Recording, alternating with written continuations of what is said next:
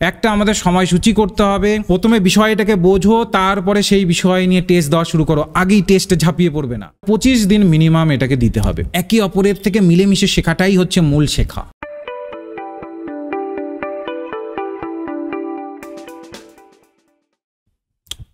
আমাদের পরীক্ষার আর 6 মাস বাকি আছে। ডিসেম্বরের নেটের আর 6টা মাস শুধু বাকি আছে।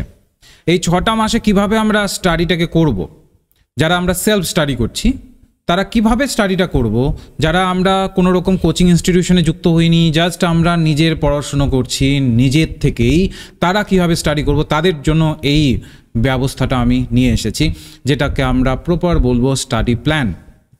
এবং এই প্ল্যান অনুসারে যদি তুমি চলতে পারো তাহলে তোমার কাছে এখন সময় আছে কত, 30 ডেজের হিসাবে যদি দেখি আমরা 6 মাস, তার মানে 180 দিন। এই 180 দিন তুমি কিভাবে এটাকে ভাগ করে নেবে সেই জায়গাটাকে প্রপার বোঝাবো, প্রপার দেখাবো।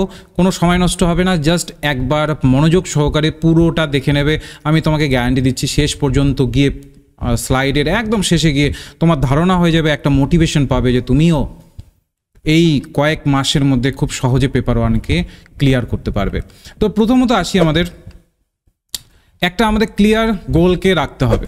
ঠিক আছে, একটা ক্লিয়ার গোল রাখতে হবে। আমাদের প্রতিটি ইউনিটের উদ্দেশ্য নির্ধারণ করতে হবে যে আমি টিচিং রিসার্চ যেটাই পড়ছি আমি ওখানে আমি কোন জায়গাগুলোকে বেশি ফোকাস করব। আমি প্রিভিয়াস ইয়ারের কোশ্চেনকে অ্যানালাইসিস করব এবং দেখব কোনগুলোর থেকে আমার বেশি কোশ্চেন আসছে। সাধারণত আমাদের পেপার 1-এর প্রায় প্রত্যেকটা টপিক থেকে কিছু না কিছু প্রত্যেক বছরই কিছু না কিছু দিতেই থাকে, তার মধ্যখান থেকেও প্রায়োরিটি তোমাকে দিতে হবে। ইউনিটগুলোকে ছোট ছোট অংশ ভাগ করে নাও। টোটাল ধরে নাও যে টিচিং অ্যাপটিটিউডের প্রথম ইউনিট অর্থাৎ ইউনিট 1, সেটারও দেখবে আরও অনেক সাব ইউনিট চলে আসবে। তোমার লেভেল অফ টিচিং চলে আসবে, তোমার নানা রকম প্যাডাগজিক্যাল এবং অ্যান্ডাগজিক্যাল এসপেক্ট চলে আসবে, অ্যাডোলেসেন্সের পার্টটা আসবে, তারপর থিওরিটিক্যালের এসপেক্টটা আসবে, তারপর মেথডের আসবে। এইভাবে তুমি ভাগ করে নেবে যে কদিনে তুমি সেটাকে কমপ্লিট করবে। সেটাকে আমি দেখিয়ে দেবো কদিনে, এক্স্যাক্ট কত দিনে তুমি এটাকে কমপ্লিট করতে পারো। তারপরে প্রতিটি সেশনের জন্য নির্দিষ্ট তোমার একটা লক্ষ্য নির্ধারণ করতে হবে।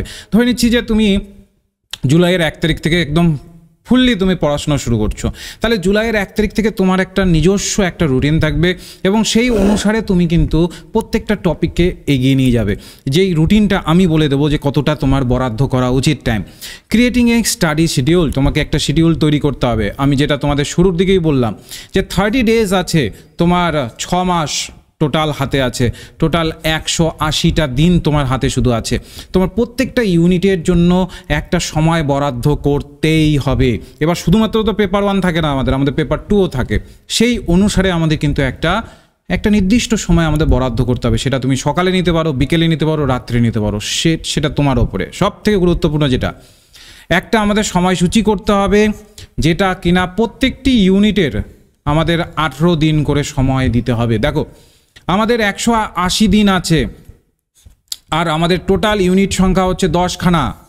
তাহলে 10খানাকে যদি আমরা এই 180 দিনের মধ্যে কমপ্লিট করতে চাই তাহলে টোটাল আমাদের 18 দিন করে প্রতি ইউনিটকে হিসেব মতো দিতে হয়। কিন্তু তার মধ্যেও ব্যাপার আছে, যেমন রিডিং কম্প্রিহেনশন, তারপর আরও কিছু টপিক আছে যেগুলোতে বেশি সময় নেয়, কিছু টপিকে কম সময় নেয়।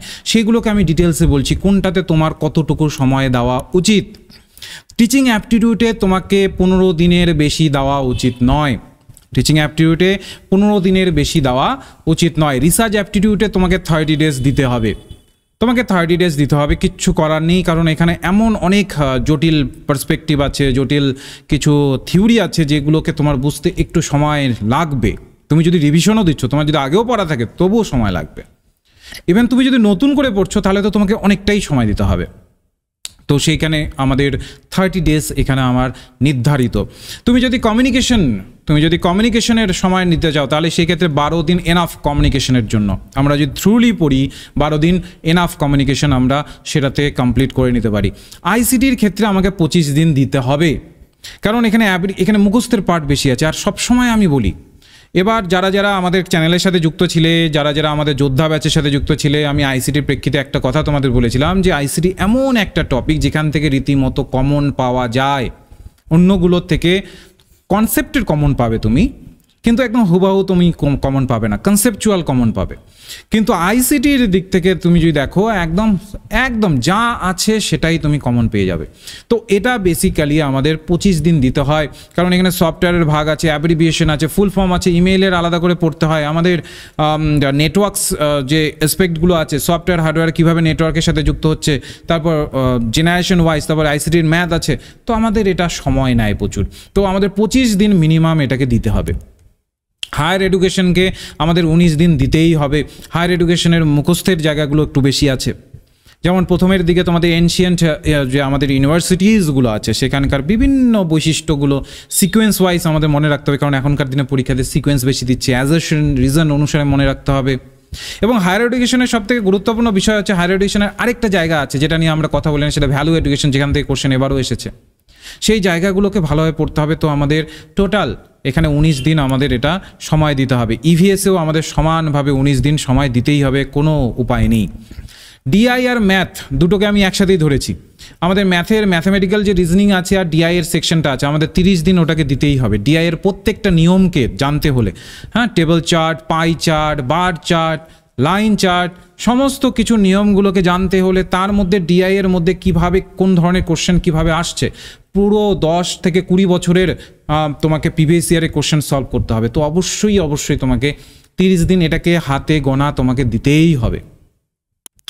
এরপরে লজিক্যাল রিজনিংয়ের জন্য অবশ্যই তোমাকে 20 দিন তো দিতেই হবে, কারণ এখনকার দিনে তুমি দেখেছো লজিক্যাল রিজনিং থেকে বেসিক্যালি ইন্ডিয়ান লজিক থেকে কত কোশ্চেন আসছে, তোমরা যারা পরীক্ষা দিয়েছো দেখেছো হয়তো বা। ন্যায় ফিলসফি থেকে এবার কোশ্চেন এসেছে, বৈশেষিক থেকে কোশ্চেন এসেছে। তো এগুলোতে তোমাকে সময় দিতে হবে, ওগুলো মুখস্থের ব্যাপার আছে, প্রমাণাস আছে, যেগুলো প্রমাণাস এবার দেয়নি কিন্তু নেক্সট টাইম দেবে। তো সেই জায়গাগুলোকে আমাদের ভালোভাবে মুখস্থ করতে হবে এবং বুঝে বুঝে করতে হবে। হেত্তাভাস আছে, তো অবশ্যই এখানে 20 দিন এটা রিকোয়ারমেন্ট থাকবে ভালোভাবে যদি তুমি পড়তে চাও, যে পরীক্ষাতে একটা কোশ্চেনও বাদ দিয়ে আসবে না, তাহলে 20 দিন তোমার এখানে রিকোয়ারমেন্ট থাকবে। এরপরে হচ্ছে রিডিং কম্প্রিহেনশন। রিডিং কম্প্রিহেনশনকে তোমার 10 দিন এনাফ। 10 দিন যদি তুমি মোটামুটিভাবে রিডিং কম্প্রিহেনশনের 5টা করে সেট যদি প্র্যাকটিস করো, 5-10 50টা সেট প্র্যাকটিস করলে এনাফ রিডিং কম্প্রিহেনশনের। তো এইভাবে তুমি টোটাল 180 দিনকে তুমি মেনে নিতে পারো খুবই নিখুঁতভাবে। এই দিনগুলোকে, এই যে আমি এগুলো দিয়েছি, এগুলো কিন্তু সব ডেজ মানে দিন, ঠিক আছে? কোনটাতে কতদিন লাগানো উচিত তুমি যদি ভালোভাবে সেগুলোকে অ্যাকোয়ার করে আসতে চাও বা ভালোভাবে সেই যে ধরনের ইউনিটগুলো আছে কমপ্লিট করতে চাও, পরীক্ষাতে ভালো রেজাল্ট করতে হলে অবশ্যই তোমাকে এই সময়টুকু দিতে হবে। ঠিক, এবার আসি যে স্যার তাহলে ডেইলি এবং উইকলি স্টাডি প্ল্যানটা কী হওয়া উচিত। ডেইলি তোমাকে 2 থেকে 3 ঘন্টা পেপার ওয়ানকে ফোকাসড সহকারে শুধু পড়তে হবে। পড়ার জায়গাটা 2 থেকে 3 ঘন্টা, প্র্যাকটিসের জায়গা তো আলাদা রয়েছেই। পড়ার জায়গাটাকে তোমাকে 2 থেকে 3 ঘন্টা একদম ফোকাসড স্টাডি তোমাকে পেপার ওয়ান দিতে হবে। এবার ওই যে এমন করো না যে একটু মোবাইল দেখছি আর একটু পড়ছি, তাহলে সেই 2-3 ঘন্টা নয় কিন্তু, তাহলে ওটা 3-4 ঘন্টা বা 5-6 ঘন্টা হয়ে যাবে। যদি একদম মনোযোগ সহকারে পড়ো তাহলে 2 থেকে 3 ঘন্টা, প্রেফার করবো 3 ঘন্টা পড়ো প্রত্যেক দিন।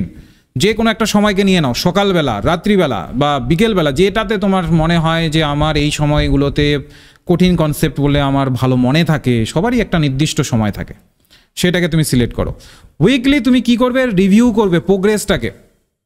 কোনো একটা নিশ্চয়ই কোনো না কোনো কোচিং সেন্টারের সাথে যুক্ত আছো, বা যদি না থেকে থাকো কোনো বই আছে, সেটাও যদি না থেকে থাকে কোনো না কোনো ফ্রি গ্রুপের সাথে যুক্ত আছো বা ইউটিউব চ্যানেলের সাথে যুক্ত আছো।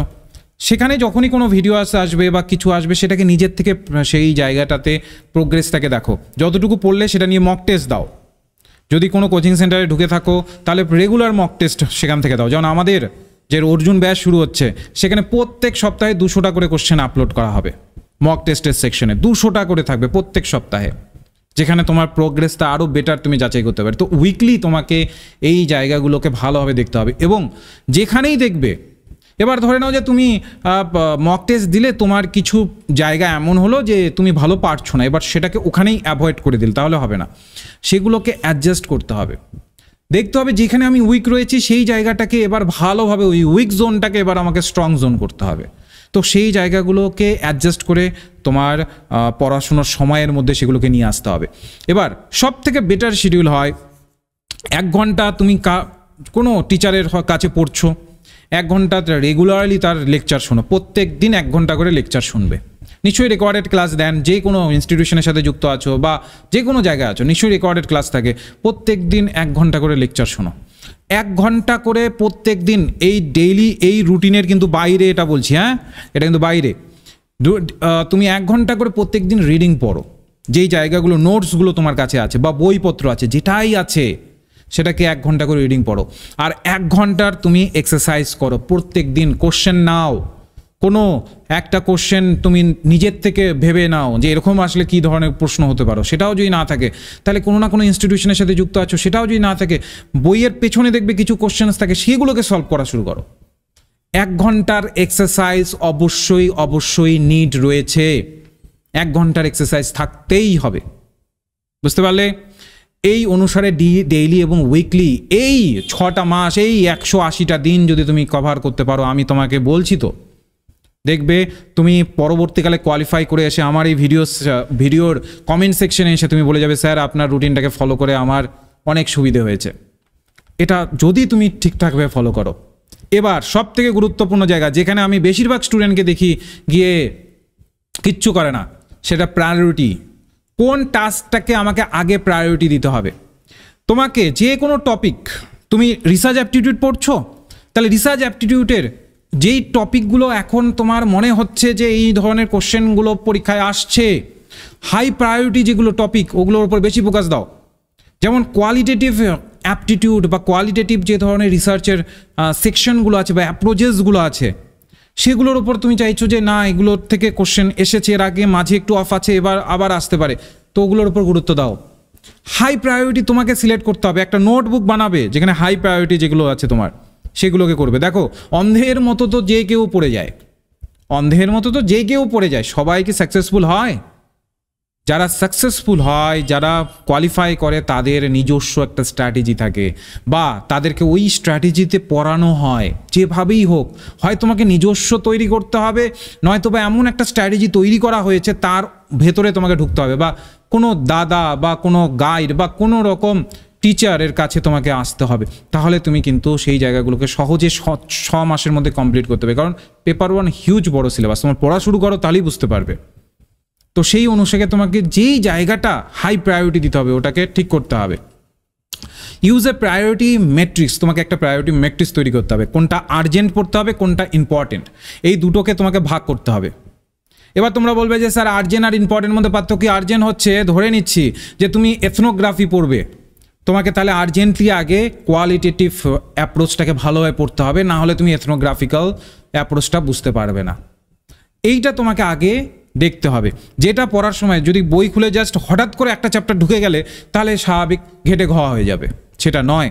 তোমাকে প্রায়োরিটির ম্যাট্রিক্স একটা তৈরি করতে হবে, কোনটা আর্জেন্ট তোমার এখন দরকার পরেরটাকে বোঝার জন্য, আর কোনটা ইম্পর্টেন্ট, কোন ইম্পর্টেন্ট বিষয়টাকে বোঝার জন্য তার আগের যে লেজগুলো আছে বা বিষয়গুলো আছে সেগুলোর সাথে যুক্ত হতে হবে। এই জায়গাটাকে তোমাকে এখানে সিলেক্ট করতে হবে। Next, focus on understanding core concept, যেটা পেপার 1-এর খুবই ইম্পর্টেন্ট, সেটা হচ্ছে কনসেপ্ট ক্লিয়ার করা। তোমরা এটা অ্যাসিস্ট্যান্ট প্রফেসরের পরীক্ষা দিচ্ছ, জাস্ট হুবাহু কমন একদম যা বইয়ে আছে সেটাই ছেপে দিল পরীক্ষাতে, এমন হবে না। কনসেপচুয়াল জায়গাগুলোকে তোমাকে ক্লিয়ার করতে হবে, কোর কনসেপ্টসগুলোকে তোমাকে ক্লিয়ার করতে হবে। এই টাস্কটা অবশ্যই কিন্তু তোমার ডেইলিকার যে রুটিন থাকবে তার সাথে কিন্তু যুক্ত হবে, নাহলে কিন্তু চলবে না। এবার তোমার হাতের কাছে যা রিসোর্সেস আছে সেগুলোকে ইউটিলাইজ করো। জাস্ট এই কান্না কাঁদলে হবে না যে আমার কাছে নেই, আমার কাছে নোট নেই, আমি এই করতে পারছি না, আমি ওই করতে পারছি না, আমি পড়তে পারছি না, তার জন্য আমার হচ্ছে না, এটা নয়। হাতের কাছে যে রিসোর্সেস আছে ওগুলোকে ব্যবহার করো। নিশ্চয়ই একটা বই কিনতে তোমার খুব একটা বেশি খরচ হওয়ার কথা নয়, যে কোনো বই একটা নিতে পারো। আমি একটা বই সাজেস্ট করছি তোমাদের, হয় কেভিএস মদন নাও, নয়তোবা হরপ্রীত করের অক্সফোর্ড দেখবে পাবলিশার্স থেকে পাবলিশ হয়েছে, এই দুটো বইকে প্রেফার করবে। বাংলা যে ধরনের বই আছে ওগুলোকে প্রেফার করবে না, একটা খুব মার্কেটে ঘুরে ওই বই নেবে না, প্রচুর ভুল আছে। যেটা আমি তোমাদের বললাম কেভিএস মদন, ঠিক আছে, নয়তোবা হরপ্রীত করের যে অক্সফোর্ড পাবলিশার্স থেকে বেরিয়েছে সেই বইটি খুবই শর্টের মধ্যে খুবই দেওয়া আছে। হ্যাঁ, ইনডেপথ পাবে না ওখানে, কিন্তু শর্টের মধ্যে ঠিকঠাকভাবে দেওয়া আছে। টেক্সট বুক নাও, অনলাইন কোনো কোর্সেসে ঢুকতে পারলে, তোমার যদি সক্ষমতা থাকে তো অনলাইন কোর্সেসের মধ্যে একটু কষ্ট করে হলেও ঢুকে যাও, কারণ 6 মাসের মধ্যে সিলেবাস যখন আমরা নিজেরা তৈরি করি সেটা 1 বছর সময় নেয়। যদি তুমি কোনো অলরেডি একটা স্ট্রাকচার আছে সেখানে যদি ভেতরে ঢুকে করো তাহলে সেই জায়গাতে তোমাদের অনেকটা কম সময়ের মধ্যে সিলেবাস কমপ্লিট হবে। আর গ্রুপ স্টাডি খুবই ইম্পর্টেন্ট, গ্রুপ স্টাডি করো।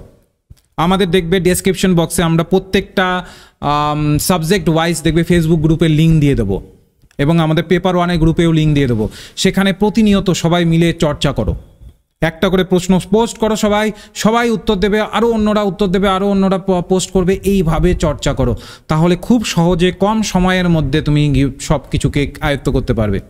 ধরে নিচ্ছি তুমি কোনো জব করো বা তুমি হয়তোবা কোনো অন্য জায়গায় টিচার হিসাবে নিযুক্ত আছো, তো সেগুলোর মাঝেও তোমাকে সময় বের করে করতে হবে, ঠিক আছে? ধরে নিচ্ছি অফিস আওয়ার রয়েছে, তার মাঝেও যদি তুমি সময় বের করতে পারো, নিশ্চয়ই যেই ইনস্টিটিউশনে ঢুকবে বা তুমি যেভাবে পড়ছো তোমার একটা হ্যান্ড নোট তোমাকে করতে হবে, বা কোনো ইনস্টিটিউশন থাকো নিশ্চয়ই অ্যাপ থাকবে, অ্যাপের মধ্যে রেকর্ডেড ক্লাস থাকবে, বা মক টেস্টের সেশনসগুলো অ্যাপের মধ্যেই থাকবে, সেইগুলোকে ক্রমশ ওগুলোকে তুমি থ্রুলি সেই জায়গাগুলোকে ইউটিলাইজ করো। প্র্যাকটিস টেস্ট সব থেকে ইম্পর্টেন্ট। প্রথমে বিষয়টাকে বোঝো, তারপরে সেই বিষয় নিয়ে টেস্ট দেওয়া শুরু করো, আগেই টেস্টে ঝাঁপিয়ে পড়বে না। অনেক জায়গায় দেখবে অনেক ইনস্টিটিউশনে বেসিক্যালি তোমাদের টেস্ট নেওয়ার জন্য অনেক ফোর্স করবে, অনেক কিছু করবে। তুমি চেষ্টা করবে আগে কনসেপ্টগুলোকে বোঝার, ঠিক আছে? এক্সট্রাভাবে আগেই বাই করতে যাবে না টেস্ট, আগে কনসেপ্টগুলোকে বোঝো তারপরে টেস্ট দাও। হ্যাঁ, এবার ধরে নাও তুমি একটা জায়গায় পড়ছো যেখানে কিনা সমস্ত কিছু একসাথে থাকছে, তাহলে আলাদা ব্যাপার। তো অবশ্যই নিজেকে আগে যাচাই করো তুমি কতটা বুঝতে পারলে, সেটা টেস্টের মাধ্যমে বুঝতে পারবে। তুমি যদি ফ্রি টেস্ট দিতে চাও, আমাদের ডেসক্রিপশন বক্সে আমাদের একটি টেলিগ্রাম গ্রুপ খোলা হয়েছে, সেই টেলিগ্রাম গ্রুপে প্রত্যেক দিন 5 থেকে 6টা করে কোশ্চেন প্রত্যেক দিন আসছে, একদম ইনডেপথ কোশ্চেন, যেখানে তোমাকে ভাবতে হবে, জাস্ট দেখেই অ্যান্সার করে দিলে হবে না। এই ধরনের কোশ্চেনগুলোই চাই কিন্তু এখনকার দিনে পরীক্ষাতে, সেই জায়গাটাকে নিজেকে আন্ডারস্ট্যান্ডিং করতে সহায়তা করবে। তারপর রিটেনশন, অবশ্যই প্রতিনিয়ত যা পড়ছো প্রতিনিয়ত সেগুলোকে স্টাডি করো। এবার স্বাভাবিক, আমি এত কিছু বলছি, আমি জানি খুব গুটি কতক তোমাদের মধ্যে খুব গুটি কতক জনই এটাকে ফলো করতে পারবে, আমি জানি এটা, কারণ আমরা না পড়তে পড়তে না একদম ফেড আপ হয়ে যাই। তো তার জন্য আমাদের সবসময় নিজেদেরকে মোটিভেট রাখতে হবে। এক তো হতে পারে তুমি যে কোনো একটি চ্যানেলকে বেছে নাও, যেমন আমাদের চ্যানেলকে বেছে নিতে পারো, যেখানে প্রতিনিয়ত আপডেটে থাকবে, প্রতিনিয়ত ক্লাসেস আসবে, দেখবে নিজেকে যাচাই করবে, দেখবে কোনোটা পারছো না, ওটা নিয়ে পারছো না, তারপর বাড়িতে সেই না পারার জায়গাটাকে আবার বই থেকে খুবই সুন্দরভাবে সেটাকে তৈরি করে নিলে, নোট বানালে, এটাতে মোটিভেট থাকতে পারো।